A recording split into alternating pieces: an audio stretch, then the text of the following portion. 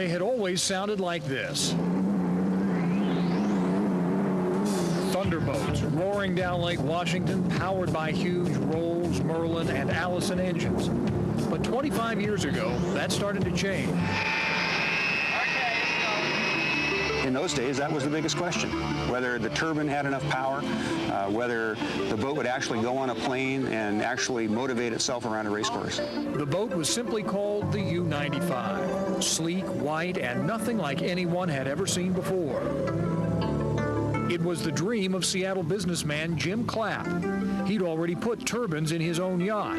Now he desperately wanted to prove they'd work in a hydro, too. I met Jim Clapp through my friend Chuck Lyford, who became my boat manager. Clapp assembled a stellar crew that included young driver Leif Borgerson. More than any one thing, I think, of that boat and that program was the technology, the people that came together, professionals.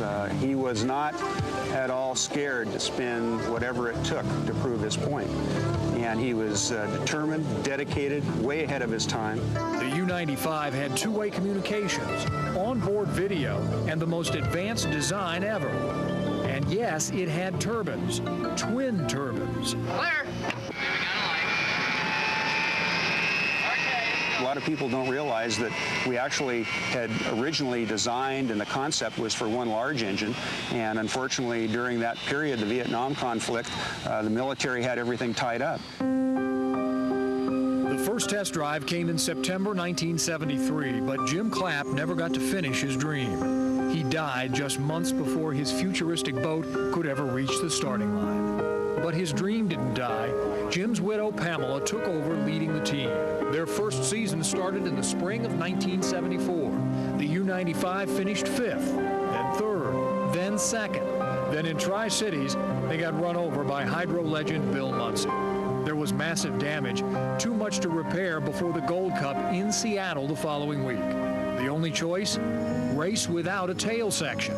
We brought the boat here, and it was miserable. It hopped, it leaped, it jumped.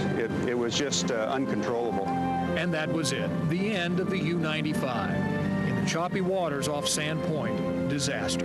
When the T-wheel let go, there was a very, very loud explosion in the boat, a lot of flames, pieces went everywhere. It basically chopped the boat almost in half. One of U-95's Lycoming turbines literally blew up. Bergerson got out safely, but the boat wasn't as lucky. It sank to the bottom of the lake. Time flies, I'll tell you. It's amazing. I look at my kids. 25 years later, Leif Bergerson returned to Sandpoint.